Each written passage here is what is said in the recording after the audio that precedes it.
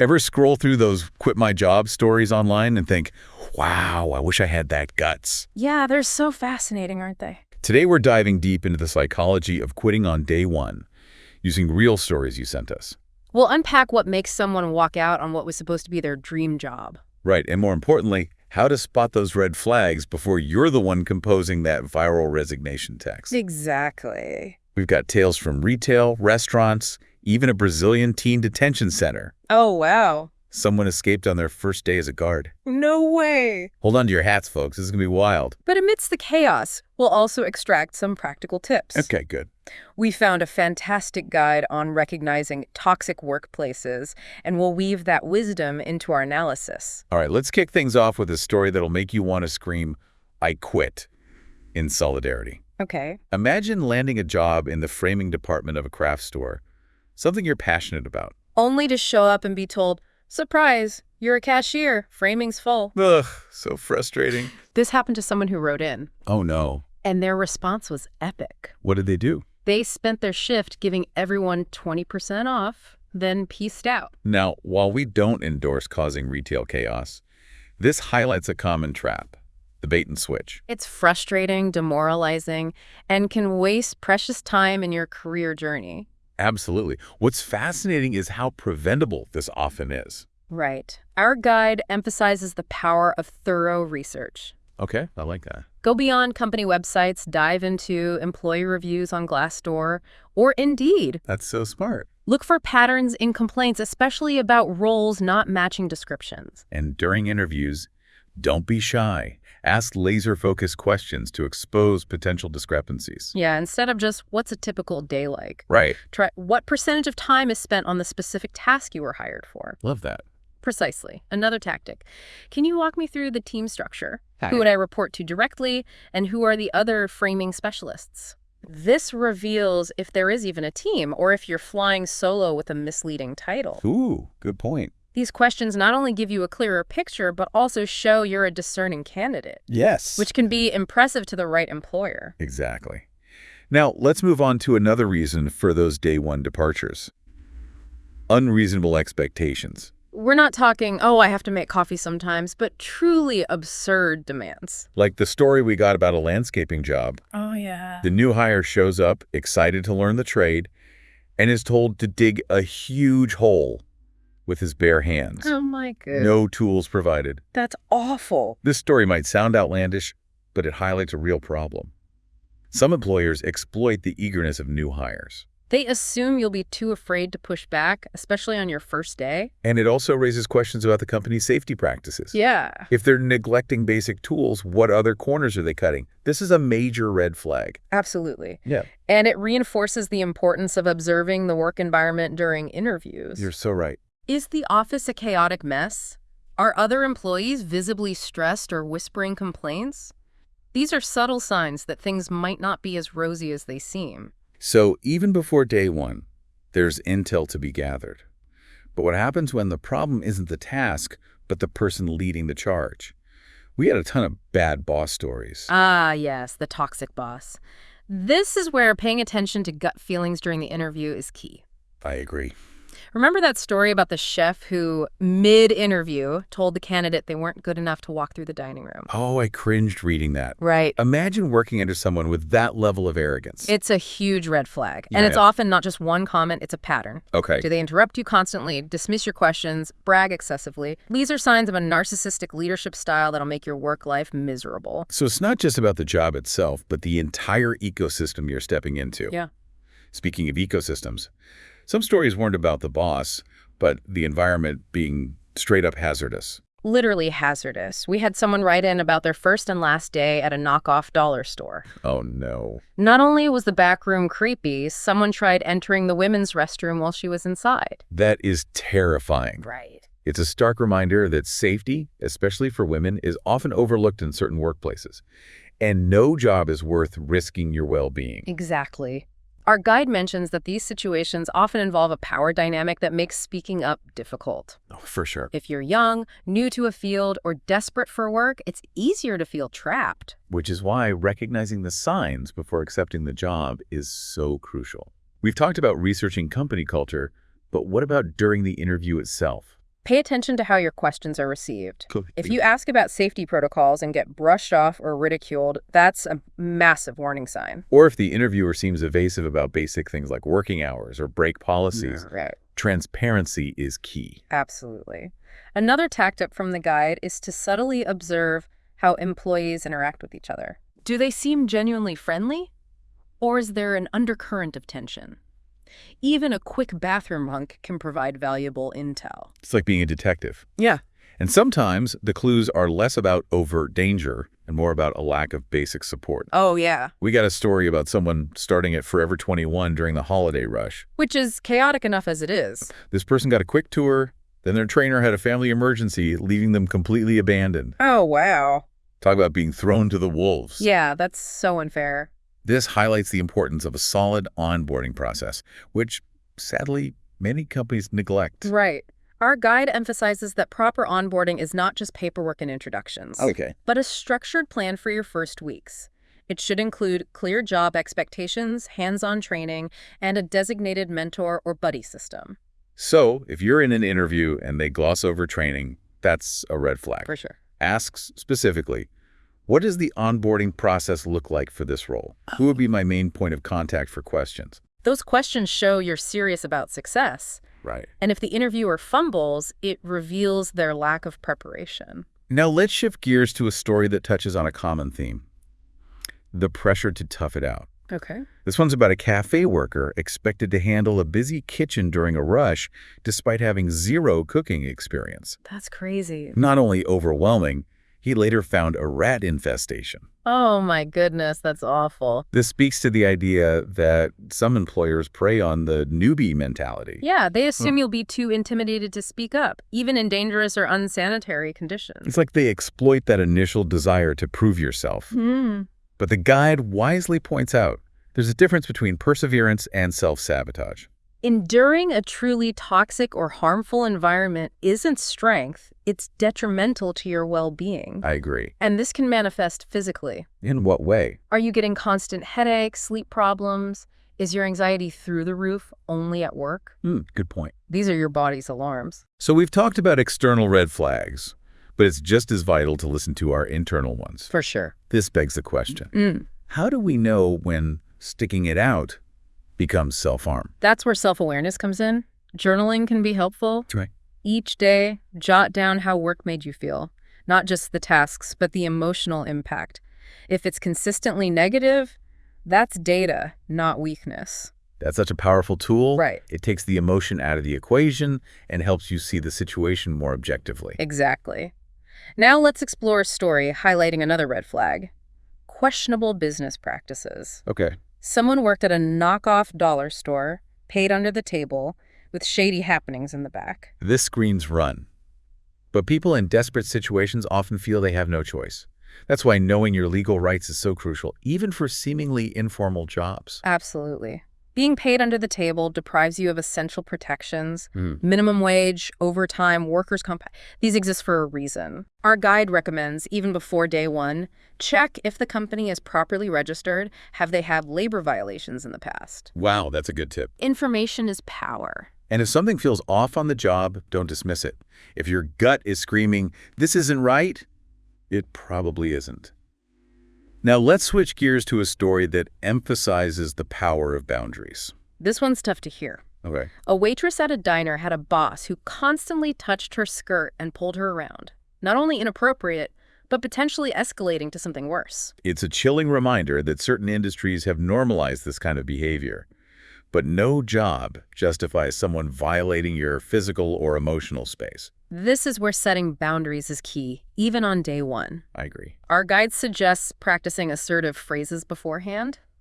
"I'm uncomfortable with that touch," or "Please address me professionally," not with nicknames. That's so important. It's about establishing a clear line in the sand from the get-go. And if those boundaries are ignored, document everything: date, time, witnesses, if any. This creates a paper trail should you need to escalate to HR or legal action. So while day one quitting can feel impulsive, sometimes it's the most self-respecting choice. Now, let's hear a story about someone who did just that, even when it felt risky. This individual was promised a specific role at a restaurant, ended up a dishwasher working extra hours without pay. When they tried to address it, they were dismissed. That's infuriating. Right, but instead of giving up, they contacted the state labor department. Wow, good for them. They got their unpaid wages plus an extra hour for their initial tryout shift. That's amazing. This shows that even when facing a seemingly powerful entity, knowing your rights and taking action can prevail. So true. There are resources out there. Legal aid, worker advocacy groups don't suffer in silence. It's a powerful message, especially for those early in their careers. It can feel intimidating to stand up for yourself, but this story shows it is possible. Now, let's wrap up this part of our deep dive with a story about trusting your gut. Okay.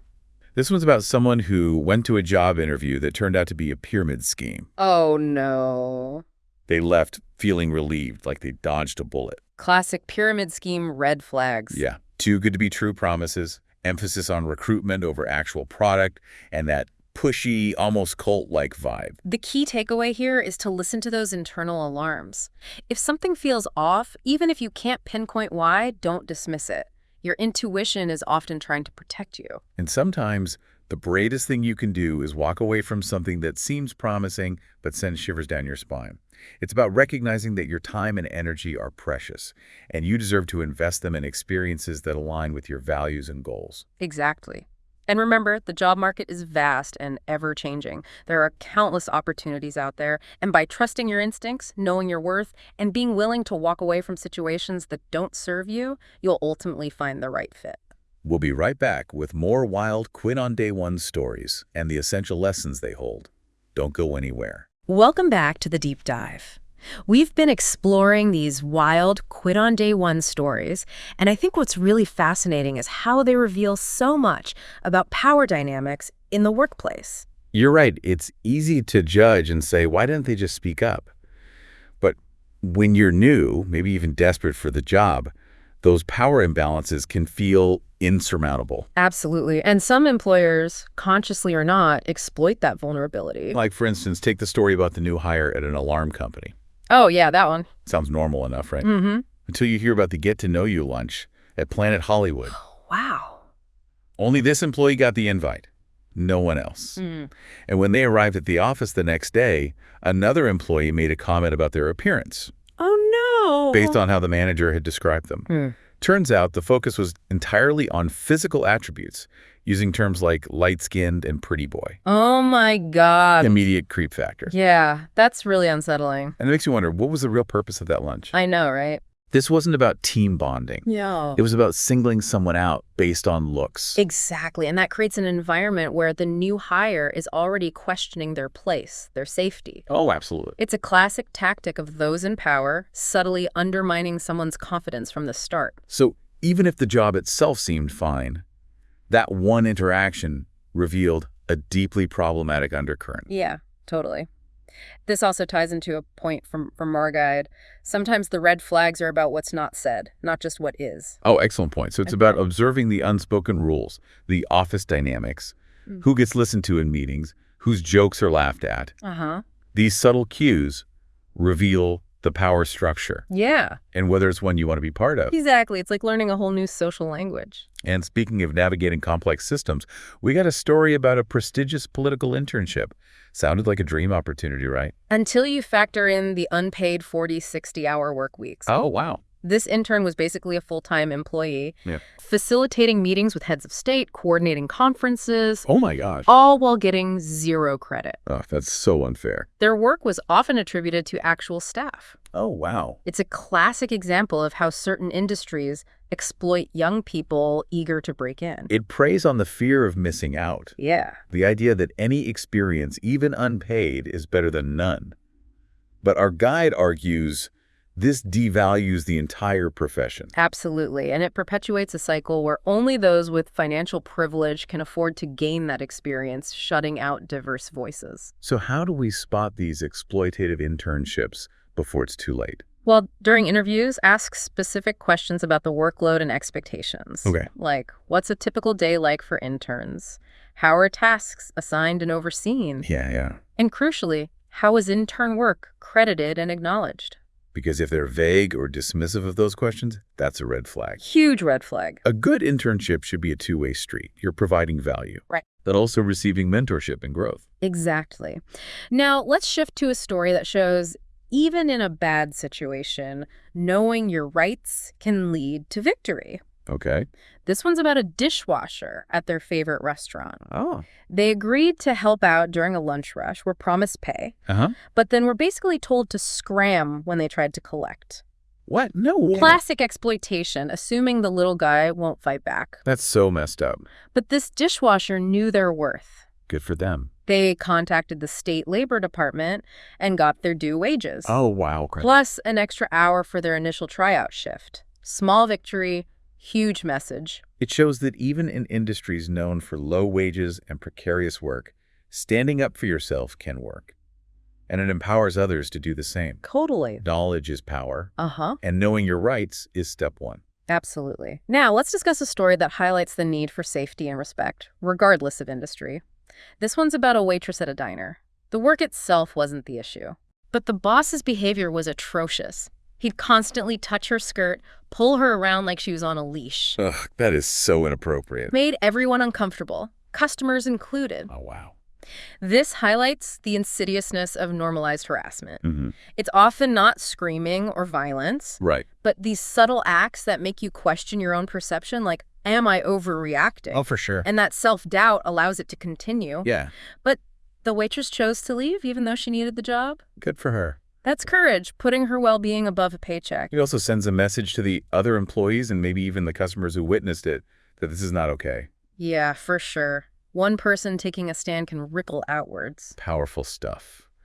Now on to a story that takes us into the trenches of telemarketing. Already a tough gig, but this one was soul-crushing. Rigid script. Cold calling people during dinner. Selling things no one needs.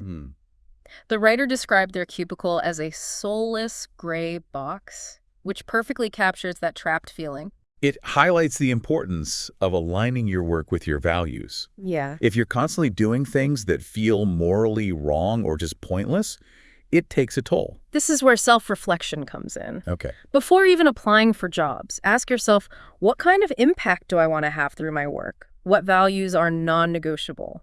Those answers might lead you to unexpected paths, but ones that are far more fulfilling in the long run. Right. Speaking of unexpected, we got a story about a professional marketing position that turned out to be Ooh, I'm intrigued. door-to-door sales of pretty useless crap, as the writer put it. Oh, come on. They aced multiple interviews, got the offer, showed up to find a room full of others promised the same role. Classic bait and switch. Preying on the desperation for any job. This is where researching company reviews is essential. Right. Often, former employees will spill the tea on these shady practices. And during interviews, ask about the day-to-day. Yeah. What are the primary tools and platforms I'd be using? If they dodge specifics, that's suspect. Totally. A legit marketing role involves more than just your charming personality. Exactly. Now, back to the restaurant world. But this time, the grueling side of the kitchen. Okay. This line cook endured a 12-hour shift, 2 short breaks, constantly getting burned due to lack of protection. This is sadly common. Yeah. There's this tough-it-out mentality in kitchens, which can mask unsafe practices. But burns, cuts, exhaustion, these aren't badges of honor. They're signs something's wrong. Right. And when this cook brought it up, they were dismissed. It shows how those in power can normalize dangerous conditions. Oh, that's awful. But we have rights. Yes, we do. OSHA exists for a reason. Report unsafe workplaces. Right. Sometimes quitting protects not just you, but future employees. Now, a story about how the red flags aren't always about the job, but the overall company vibe, working at Lowe's during college. Sounds harmless enough, right? Yeah. But this person picked up on a ton of tension. Employees constantly complaining, high turnover, a general sense of unease. Interesting. Turns out the store was restructuring due to an indecent conduct complaint. Oh, wow. This shows how company-wide issues, even if not directly impacting you yet, can create a toxic atmosphere. It's like that saying, if you see one cockroach, Yeah. there's probably a whole infestation you're not seeing yet. Trust that initial discomfort.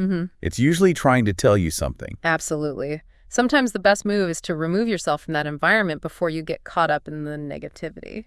Now, Let's talk commission-based sales. Notoriously high pressure. This person was thrown into door-to-door sales with little support, unrealistic targets. Yeah, wow. Constant rejection, feeling like a nuisance. Yeah. It wore them down. Commission-based roles attract certain personalities, those who thrive on competition. But for many, it's soul-crushing.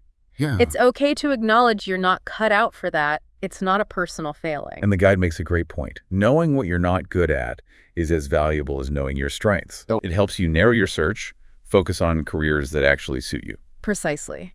Now, a story about spotting red flags during the interview. Oh, okay. This person went for what they thought was an office job, arrived to find a dozen other candidates. And the big reveal, Cutco knives sales.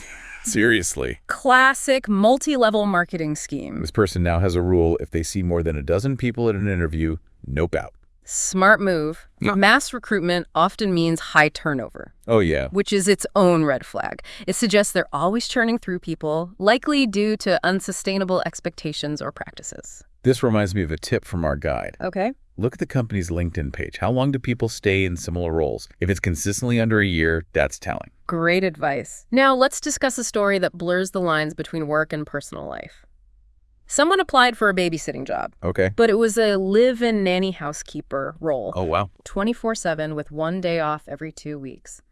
And the kicker, they suggested the applicant sign up for unemployment to supplement the low cash-in-hand pay. Shocking exploitation. This preys on the assumption that caregiving roles are easy, not deserving of proper compensation. Right. But the guide points out even informal jobs need clear contracts. Yeah. Outlining duties, hours, pay rate, everything. Right. It protects both parties. And never let someone pressure you into illegal arrangements like claiming unemployment while working. Totally. That's asking for trouble. Exactly. Now, our final story for this part of the deep dive is about someone who had what many would consider a dream opportunity. Okay. A prestigious internship, security clearance, high-level projects. Oh, wow. But during orientation, it became clear it was glorified, unpaid assistant work. That's so disappointing. They made the tough call to walk away, even knowing it might be judged by others. This takes immense courage to prioritize personal growth over a resume bullet point. And it challenges the idea of paying your dues in certain fields. Yeah. Sometimes those dues are just exploitation disguised as opportunity. Knowing the difference is key. It also shows that what constitutes a good opportunity is subjective. Right. What aligns with your values, goals, and even your personality matters more than external prestige. And that, I think, is a perfect place to pause. We've covered a lot of ground, from subtle power plays to blatant exploitation, but through it all, one message rings true. Trust your gut. Yeah. It's often trying to tell you something, even when logic or societal pressure says otherwise. And remember, the job market is vast. Walking away from one opportunity opens the door for something better suited to you. Welcome back to the Deep Dive. We've been unpacking these quit on day one stories, and it's clear there's a fine line between a job being challenging and straight up disrespectful. You hit the nail on the head. A tough job can be rewarding, even character building. But when basic respect goes out the window, that's when the alarm bells should be ringing. And sometimes those alarm bells sound over seemingly small things. Oh, yeah, like what? Like in the story about a movie theater employee who walked out after a customer asked for extra butter on their popcorn. Oh, yeah, I remember that one. That one raised a lot of eyebrows. Yeah, for sure. But if you dig deeper, it wasn't about the butter itself. Duh. This new employee, still in training, felt overwhelmed and unsupported. That simple request was the straw that broke the camel's back. It's a reminder that what might seem trivial to one person can be incredibly stressful to another, especially in a new and unfamiliar environment. Their reaction wasn't about being dramatic. Right. It was about recognizing their own limits. And that's an important skill to cultivate, knowing when you've reached your capacity. Yeah. It's not about being weak or incapable. Right. It's about self-awareness and prioritizing your well-being. Speaking of well-being, let's revisit the story that made our skin crawl the most. The restaurant worker who encountered a massive roach infestation while cleaning. Ugh, I still get chills thinking about that one. Hundreds of roaches scattering when the area was disturbed. It's the stuff of nightmares. This goes beyond a dirty restaurant issue. It's a blatant disregard for basic health and safety standards. It makes you wonder what other corners they were cutting. Right. Not just in terms of cleanliness, but also in how they treat their employees. If they're willing to expose them to that, what else are they turning a blind eye to? It's a glaring red flag. Yeah. And a reminder that you have the right to refuse unsafe work. Absolutely. Our guide emphasizes that this applies to all jobs, not just those with obvious physical hazards. Right. If something feels morally or ethically wrong, you have the right to speak up or walk away. And if your concerns are dismissed or ignored, remember that there are external resources available. Weaponizations like OSHA exist to protect workers' rights. Yeah. And hold employers accountable for creating safe and healthy work environments. Don't be afraid to reach out for help or guidance if you find yourself in a situation where you feel unsafe or exploited. There are people who can advocate for you and ensure that your rights are being respected. So as we wrap up this deep dive into the world of quitting on day one, what are the key takeaways that our listeners can apply to their own lives? Well, first and foremost, remember that you are not alone in these experiences. These stories, while sometimes shocking or even disheartening, highlight the importance of trusting your instincts, knowing your worth, and prioritizing your well-being. It's also about recognizing that the job market is vast and ever-evolving. Right.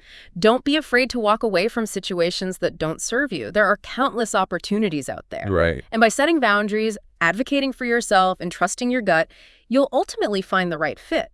And remember, knowledge is power.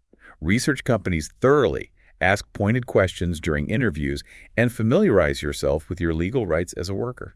These stories have been eye-opening, and sometimes even shocking, but they've also been incredibly empowering. They remind us that we have choices, and we don't have to tolerate situations that compromise our well-being or our values. So if you're out there listening and you've ever had a day one experience that made you want to run for the hills, we want to hear from you. Yes, absolutely. Share your stories in the comments below. And don't forget to hit that subscribe button for more deep dives into fascinating topics. Until next time, keep exploring, keep learning, and keep trusting your gut.